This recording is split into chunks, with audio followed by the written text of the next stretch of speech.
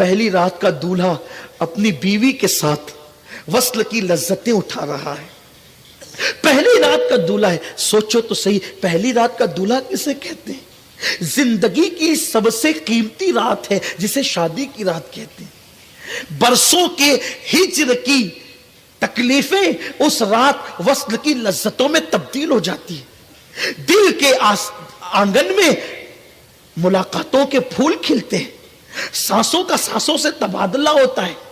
انسان کی زندگی کی بڑی قیمتی رات ہے, زندگی کا بڑا اہم موڑ ہے, جس رات انسان سارے غم بھول جاتا ہے, یاروں کی یاری بھول جاتا ہے, رشتہ داروں کی رشتہ داری بھول جاتا ہے. اس کے سامنے تو صرف اس کا محبوب ہوتا ہے, بس اور کچھ نہیں. وہ رات کے لیے وہ دعا کرتا ہے کہ کاش آج کی رات کبھی ختم نہ ہو. لیکن وارے عشق رسول کے متوالو, تمہاری عظمتوں پر سلام. جب بلال اعلان کرتے گزرے تو پہلی رات کا دولہا جن کا نام حضرت حنظلہ ہے, وہ اپنی بیوی کو شرف بخش رہے تھے. فوراً الگ ہو گئے, فوراً الگ ہو گئے. اپنے الفاظ کے جامع میں اس حجرے کی منظر کشی میں یوں کر سکتا ہوں, جب فوراً الگ ہوئے اور اپنے بدن پر کپڑے ڈال کر کے تلوار کمر میں باندھنے لگے تو پیچھے سے پہلی رات کی بیوی نے کہا, میرے سرتاج, بچپن کی سہیلیاں تیرے لیے چھوڑ دی, بابل کا گھر تیرے لیے چھوڑ دیا, سب کچھ تیرے لیے چھوڑ دیا. آج کی رات جانے کی رات تو نہیں ہے, آج کی رات تو وصل کی لذتیں اٹھانے کی رات ہے. کہاں جا رہے ہو؟ تو گویا کہ اس پہلی رات کے دولہے نے کہا ہوگا کہ میرے عشق کی راہ میں دیوار نہ بن.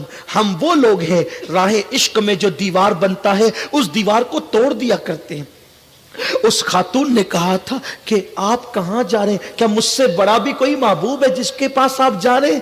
تو اس وقت تو پہلی رات شب کے دولہا نے کہا تھا کہ تیرا اور میرا محبوب وہ ہے جو آمنہ کا لال ہے, جس کا کلمہ پڑھ کے ہمیں ایمان کی دولت نصیب ہوئی ہے. آج انہوں نے طلب کیا ہے, روکنا مت, ورنہ ہر اس دیوار کو ہم توڑ دیتے ہیں جو راہ عشق میں دیوار بنتی ہے یا پر جو ہے وہ حائل ہوتی ہے, ہم اس کو ختم کر دیتے ہیں. قربان وہ بیٹی بھی اسلام کی کیسی عظیم بیٹی تھی, اس نے کہا میرے سرتاج, اگر آقائے کریم نے تمہیں بلایا ہے تو تم جس کے غلام ہو میں اس کی کنیز ہوں.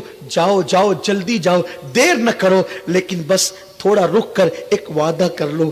آج پہلی رات کی دلہن کو چھوڑ کر جا رہے ہو, مجھے یقین ہے اگر تم سلامت واپس آ گئے تو میں غازی کی بیوی کہلاؤں گی, اور اگر واپس نہیں لوٹے تو ایک شہید کی بیوہ کہلاؤں گی. او جانے والے ضرور جا, میری بہاروں کو خزاں بنانے والے, میری بہاروں پر, زندگی کی بہاروں پر خزائے, مجھے یہ تو گوارا ہے, لیکن محمد عربی کے دین پر خزائے مجھے یہ گوارا نہیں ہے. جاؤ جاؤ جلدی جاؤ, لیکن بس ایک چھوٹا سا وعدہ کر لو میرا ہاتھ ہاتھ میں لے کر کے کہ آج جیسے اکیلے اکیلے جا رہے ہو, اگر شہید ہو گئے تو اکیلے جنت میں مت چلے جانا, میرا ہاتھ پکڑ کر مجھے بھی ساتھ لے جانا. جلدی کرو, دیر نہ کرو. اور پھر حضرت حنظلہ غسل کیے بغیر بارگاہ رسالت میں حاضر ہو گئے.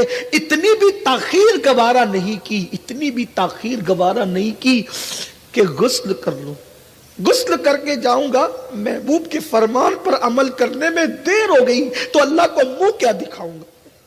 یہ تھے عشاق.